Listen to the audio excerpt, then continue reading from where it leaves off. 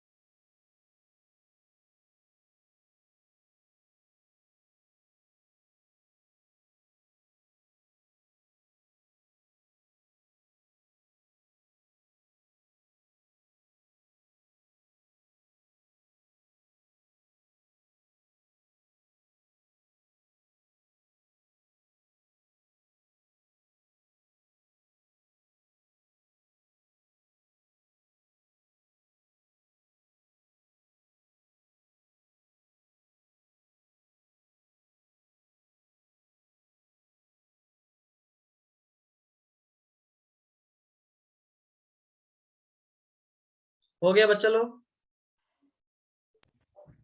Sir last point है, रुक जाइए। जल्दी लिखो। सर स्क्रीनशॉट ये नहीं छोड़ दीजिए।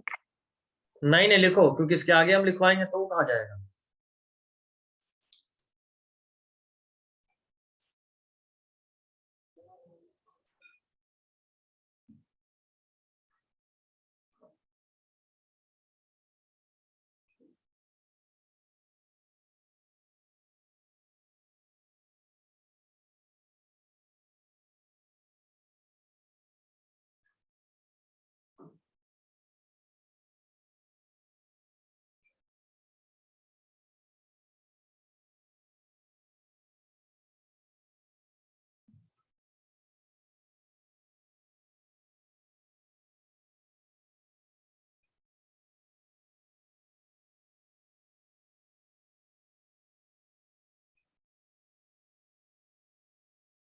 हो गया सर।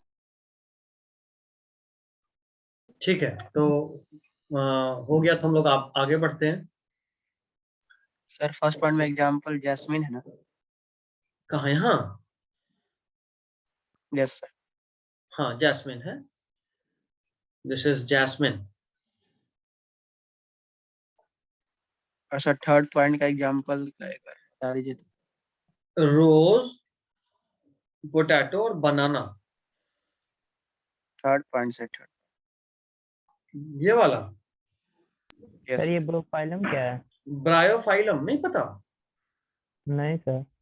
अच्छा, अभी पता जल्दी चल से जाएगा। बताना। आपका एनसीईआरटी आपके स्क्रीन पे है, आपको एकदम क्लियर दिखाई दे रहा है? Yes sir. अभी दिखाता हूँ। बायोलॉजी को पढ़ने का बेस्ट तरीका होता है एनसीईआरटी। देखो ये ब्रायोफाइलम, ये जो प्लांट है ना, इसका जो लीफ होता है, लीफ के कॉर्नर पे, यहाँ देखो, ये जगह हो गया, ये जगह हो गया, ये जगह हो गया, ये देख रहे हो कॉर्नर, इसके मार्जिन पे बर्ड होता है। बर्ड, अब बर्ड क्या है भाई? तो बर्ड के बारे में आप क्लास 9 में भी पढ़े होंगे एनिमल टिश्यूज में और प्लांट टिश्यूज में, कि कुछ मेरिस्टेमेटिक सेल्स कहीं कहीं पे जमा हो जाते हैं, they aggregate over a place, and those places have the ability to form a new plant, and these birds, these places are known as birds. ठीक है? ठीक है? Yes sir, yes sir. हाँ, यस सर। चलो अब अगला heading डालो, tissue culture. ये नन्हा सा बॉक्स बहुत सारे क्वेश्चंस का घर है। Tissue culture,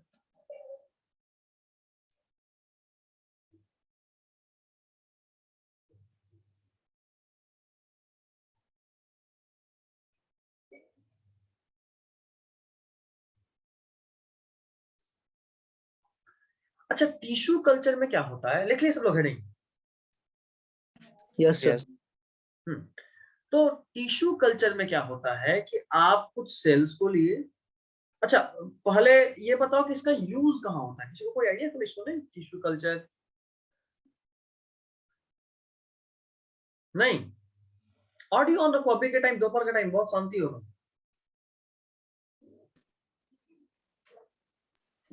no sir.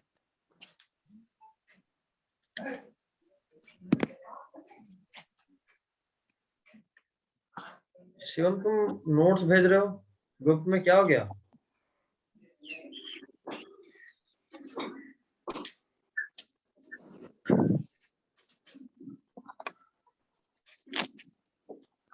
ठीक है, तो टिश्यू कल्चर में क्या होता है, जैसे देखो कई बार क्या होता है कि कोई कोई प्लांट जो हमारे लिए बहुत इंपॉर्टेंट है, जैसे मान लो कि तुम फेस कर रहे हो, तुम्हारा एक बहुत बड़ा आम का बगीचा है, ठीक है? ऐसा मान लेते हैं, मानने में क्या जाता है कि आपका बहुत बड़ा आम का बगीचा है, और आप उस आम के बगीचे में आपका एक पेड़ जो है वो आपको बहुत फेवरेट है। क्यों फेवरेट है भाई? तो उसका फेवरेट होने का कारण ये है कि उस पेड़ का आम कुछ ज्यादा ही टेस्टी होता है, ठीक? और एज अ किसान आपके लिए वैसा हर चीज बहुत ही टेस्टी और अच्छा होगा जिससे आपको कीमत बहुत अच्छा मिले, क्योंकि अगर मान लो आपका वो पेड़ से आपको बहुत अच्छा आम मिल रहा है, जाहिर सा बात है मार्केट में बाकी पेड़ का आम आपका 100 रुपए किलो बिक रहा है, तो वो वाले पेड़ के आम को तुम 200 से कम में तो नहीं बेचोगे। सही बात है गलत बात है बताओ? सही बात है। सही बात है, ठीक है। अब तुम्हारा किस्मत खराब था, अक्सर एग्जाम के वक्त में खराब रहता है अगर हार्ड क्वेश्चन आ गया तो तुम्हारा किस्मत खराब था, और किस्मत खराब ऐसा था कि तुम्हारा वो जो फेवरेट पेड़ था, उस फेवरेट पेड़ पे किसी तरीके से कीड़ा लग गया।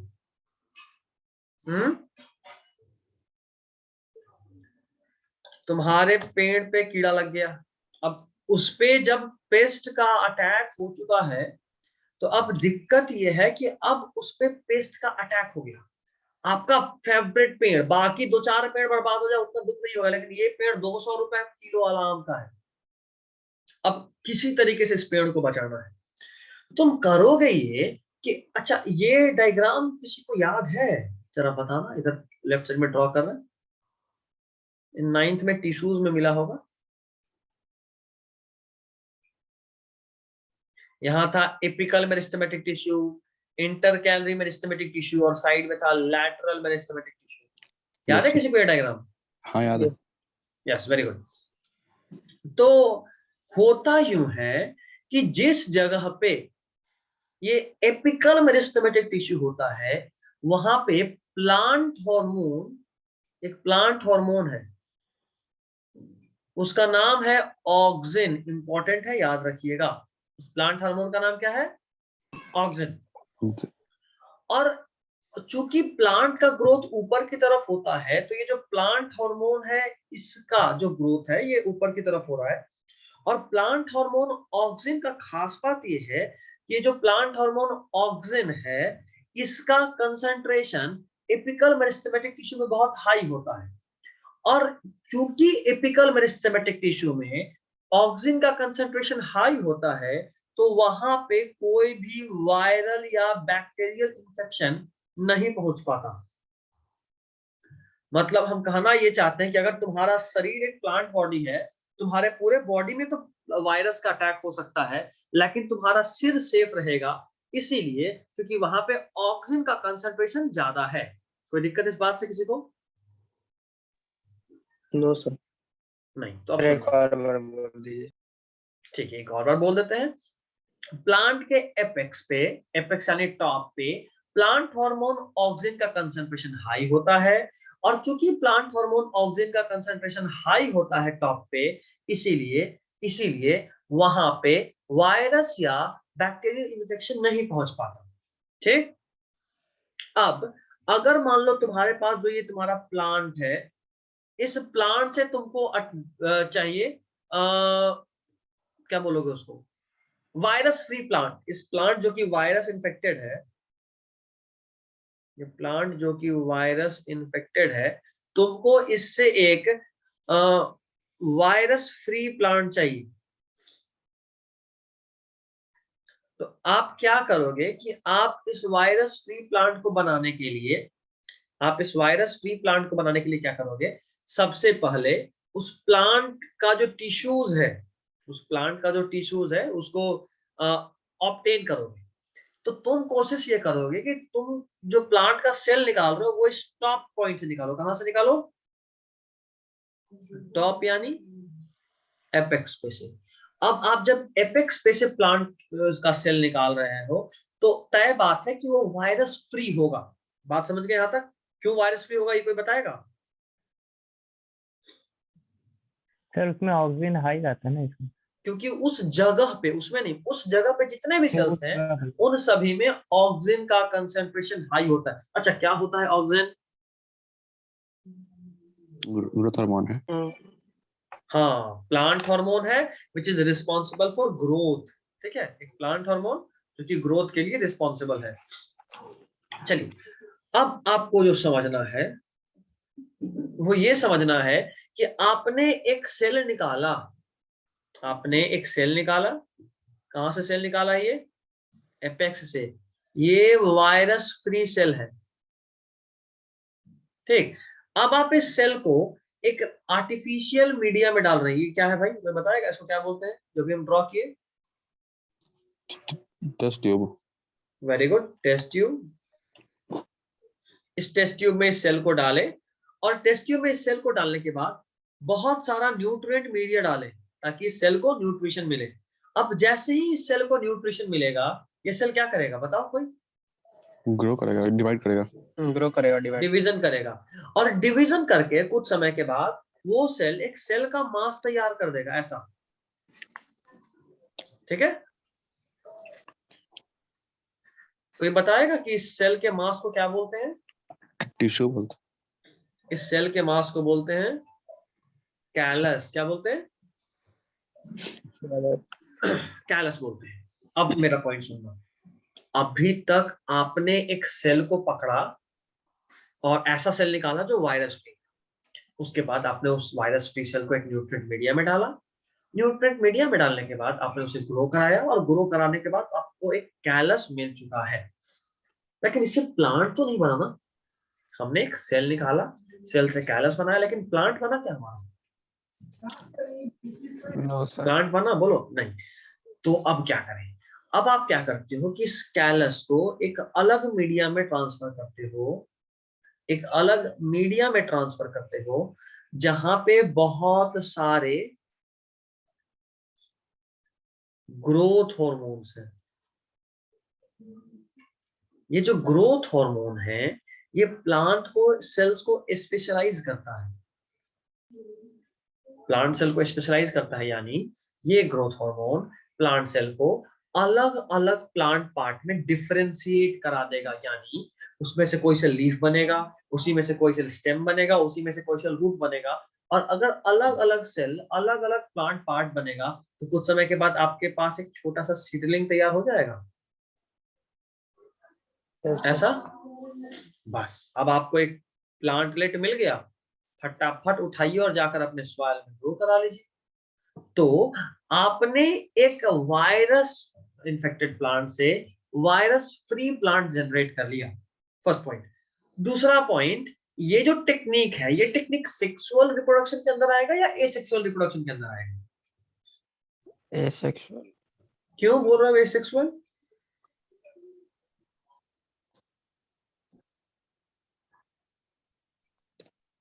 बताओ क्यों कर रहे हो आप इसको एसेक्सुअल मोड ऑफ रिप्रोडक्शन?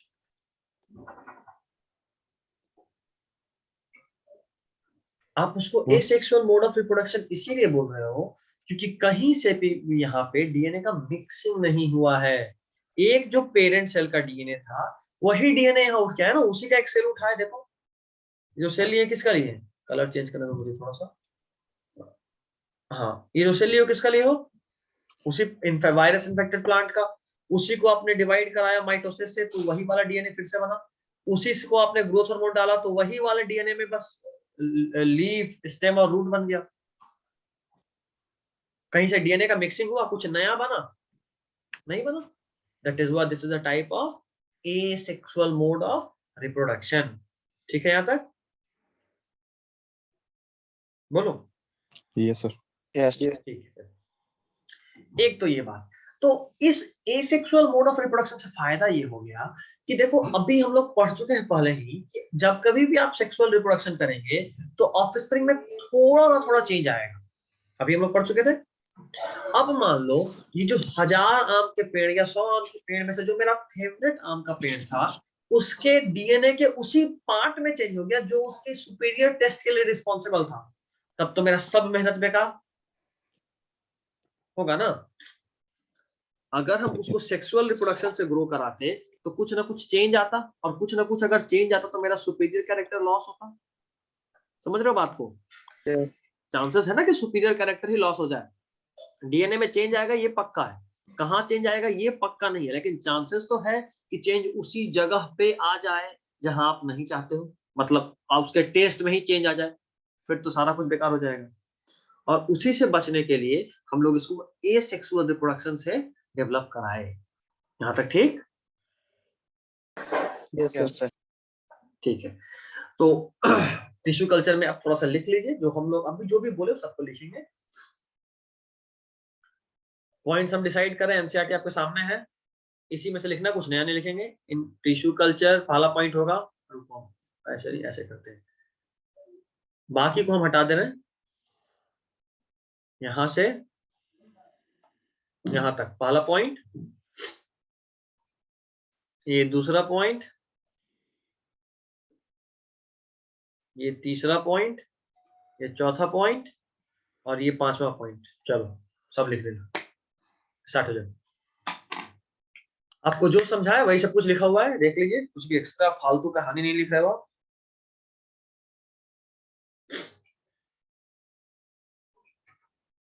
फटाफट लिखिए।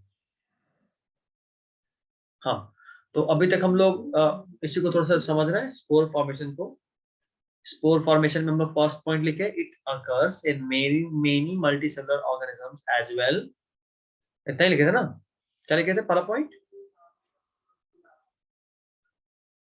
It पहला occurs point in many multicellular organisms as well as having a simple structure. Bracket as में वेल बताते एज हैं। नहीं, एज वेल के बाद ब्रैकेट में हैविंग हाँ सिंपल स्ट्रक्चर। नेक्स्ट पॉइंट हम लोग लिखे कि they have specific reproductive parts for this purpose. They have specific reproductive parts for this purpose. और अब थर्ड पॉइंट लिखिए, their body is made up of thread like structures. Their body is made up of thread like structures. Their body is made up of thread like structures called hyphae. Their body is made up of thread like structures called hyphae. Their body is made up of thread like structures called hyphae. अच्छा, तुम सब लोग भी कभी अपने घर में कभी ब्रेड आया हो और थोड़ा पुराना हो गया हो, नहीं खा पाए हो, तो तुम नोटिस किया होगा कि वो जो ब्रेड होता है उसके ऊपर कुछ व्हाइट कलर का फाइबर टाइप का, कॉटन टाइप का दिखता है, सरुआ होता है ना, वैसा वैसा देखे हो कभी, नोटिस किए? यस। हाँ, तो ये जो अगर बहुत नजदीक से देखे होगे, जैसे रुआ में ऐसा होता है ना, ऐसा ऐसा ऐसा बहुत सारा, तो वैसा ही ध्यान से देखोगे तो ये ऐसा दिखेगा, फाइबर थ्रेड लाइक। इन्हीं थ्रेड को बोलते हैं हम लोग हाइफी। क्या बोलते हैं? हाइफी। और हाँ, जिस हाइफी का हम लोग अभी बात कर रहे हैं, ये हाइफी एक्चुअली ब्रेड माउल्ड में देखने को मिलता है। किसमें देखने को मिलता है? Bread mould. And the scientific name of bread mould is Rhizopus. क्या है साइंटिफिक नेम? देखो लिखा भी है, Rhizopus. राइजोपस। ये ध्यान रखना है, ब्रेड माउल्ड का साइंटिफिक नेम इज राइजोपस। अगला पॉइंट लिखिएगा, they have tiny blob like blob on a stick like structure. देखो blob, they have tiny blob on a stick like structure. They have a tiny blob on a stick like structure they have a tiny blob on a stick like structure called sporangia. देखो sporangia का spelling यहाँ लिखा है, called sporangia, which contain spores. देखो इधर देखना, जरा 2 minute रुक जाओ, देखो स्क्रीन पे सब, ये पूरा जो दिख रहा है ये सब हाइफी है। उस हाइफी में देखो ये कुछ हाइफी स्पेशल है जहां पे कुछ ब्लॉब एक स्टिक पे दिख रहा है, देखो ये रहा एक स्टिक, इसके ऊपर एक बल्ब या ब्लब दिख रहा है, एक स्टिक ऊपर में ब्लब। तो bulb on A stick like structure होता है जिसको हम लोग बोलते हैं, ये जो ब्लब है इसका क्या नाम है? इसका नाम है स्पोरेंजिया। Sporangia. और स्पोरेंजिया के देखो अंदर में क्या है? Spores. Spores. ठीक है, अब अगला पॉइंट देखिएगा। These spores are covered by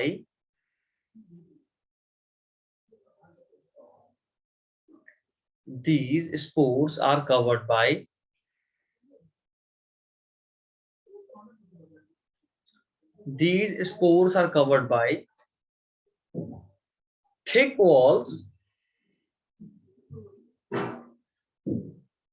These spores are covered by thick walls which protect them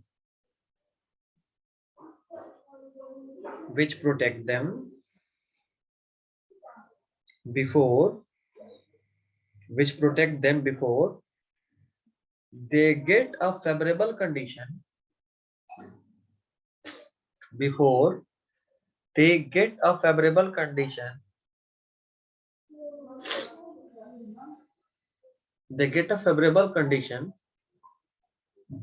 to grow.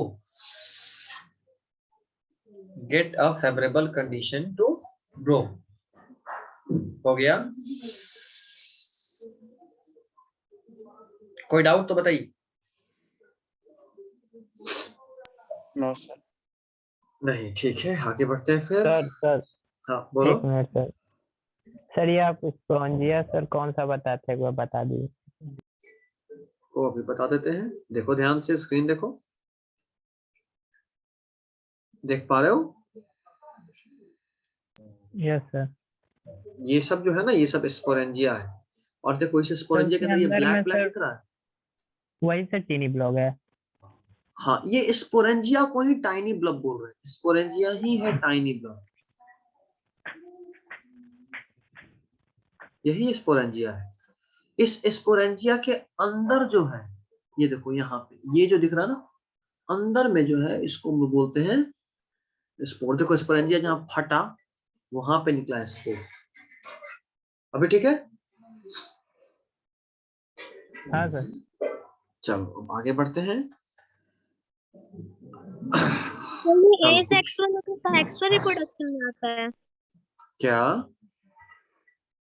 जो आपका स्पॉन्जिया मतलब स्पोर्स फॉर्मेशन बताया, वो एसेक्सुअल में आता है कि सेक्सुअल रिप्रोडक्शन में आता है? नहीं, फर्स्ट केस क्या था?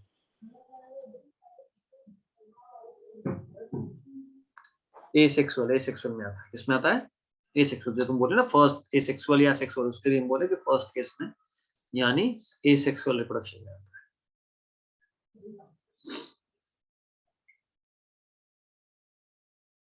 चलो, सो कुछ पॉइंट्स देखने को मिल रहा है। How does binary fission differ from multiple fission? तुम बता सकते हो। ये सारा क्वेश्चन इंपॉर्टेंट होता है बच्चा लोग, ये सब क्वेश्चन तो कर लेना, ठीक है। नेक्स्ट हेडिंग जो दिख रहा है वो है सेक्सुअल रिप्रोडक्शन।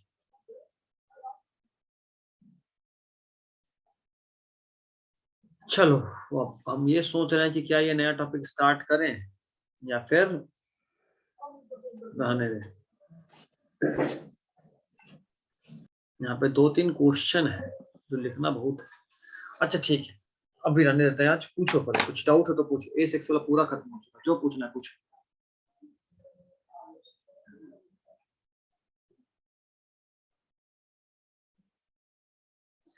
सब लोग, या हम ही पूछते हैं? फिर तुम लोग को नहीं पूछना है, आज हम पूछते हैं। सर हाँ, कुछ डाउट है तो बोलो। Modes of reproduction differs in unicellular और मल्टीसेलुलर ऑर्गेनिज्म वाला समझा दीजिए ना सर। समझाना होगा,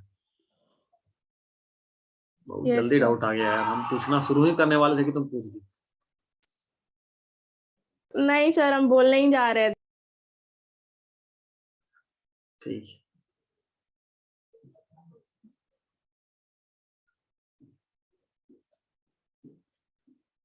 कहाँ पे था एनसीईआरटी में, हमको वो ध्यान नहीं आ रहा है, बट खैर कोई नहीं, हमको जो याद है मुझसे बता रहे हैं। एनोटेट, चलो बात शुरू करें। वापस एक बार क्वेश्चन बोलना। Why are the modes of reproduction different in unicellular और हाँ multicellular देखो, organisms? उसका कारण सुनो। यूनिसेलुलर का जो बॉडी होता है वो बहुत सिंपल होता है, एक सेल का तो बॉडी ही है, जब मन करेगा मुंह उठा के 2 में डिवाइड हो जाएगा, ठीक है। लेकिन अगर हम मल्टी सेलुलर के केस में बात करें, अगर मान लो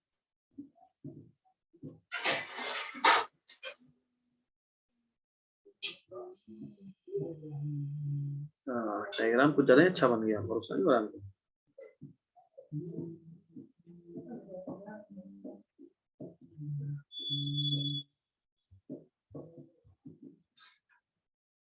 अभी ठीक लग रहा है ना?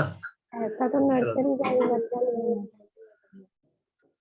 बाद में बना देते हैं, ये कोरोना का चचेरा भाई लग रहा है। नहीं खैर कोई नहीं, सुनो तो अगर हम बात करें, मास्क लगा दे, खुद ही कोरोना ही क्या मास्क लगाएगा, देख रहे हो स्पाइक प्रोटीन्स। खैर हम जो बता रहे हैं वो सुनो। अभी मान लो अगर हम कह रहे हैं कि इसको हम सिंपल बाइनरी फिजन से डिवाइड करना चाह रहे हैं,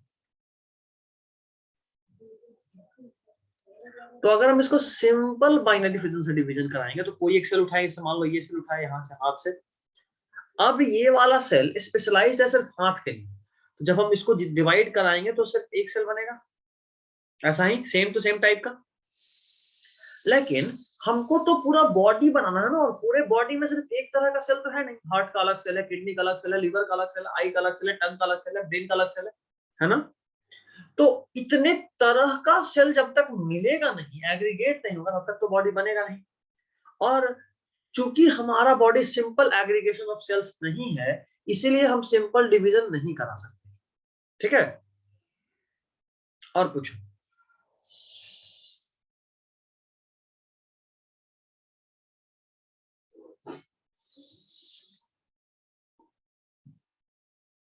बस इतना ही हम पूछें।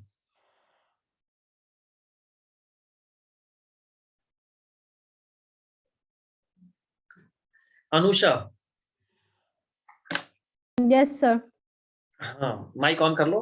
यस सर बोल के ऑफ मत करो, अटेंडेंस थोड़ा ना बना रहे हैं। हाँ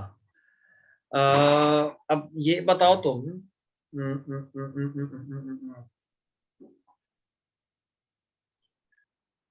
बर्ड के बारे में हम बताए थे, बर्ड में कौन सा टिश्यू होता है? गेम्यूल फॉर्मेशन बताए थे।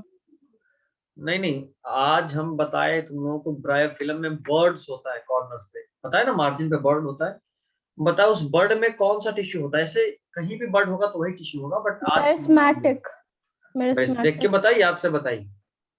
नहीं, वहां पे तो मतलब ग्रोथ होगा तो वहां पे मेरिस्टेमेटिक टिश्यू ही ना होगा। Very good. दीपक, दूसरे निशाने पर हम ही थे सर। तुम फेवरेट स्टूडेंट बन गए हो, अब तो तुम कैमरा भी ऑन कर लो। छोड़िए ना सर। नहीं नहीं, अब ऑन करना ही, तुमको देख के भी ना अब चैन नहीं आएगा, पूरा भरोसा, तुम कॉपी वॉपी खोल के एकदम रेडी होगा। कैमरा ऑन करो। वो तो है सर, लेकिन सर जो आप लिखवाए हैं वही लिखें। हाँ तो जाहिर सा बात है, हम सब कुछ लिखवाए हैं। ठीक है सर ना आप। हाँ तो हमको दिखाने के लिए बाल क्यों ठीक कर रहा है?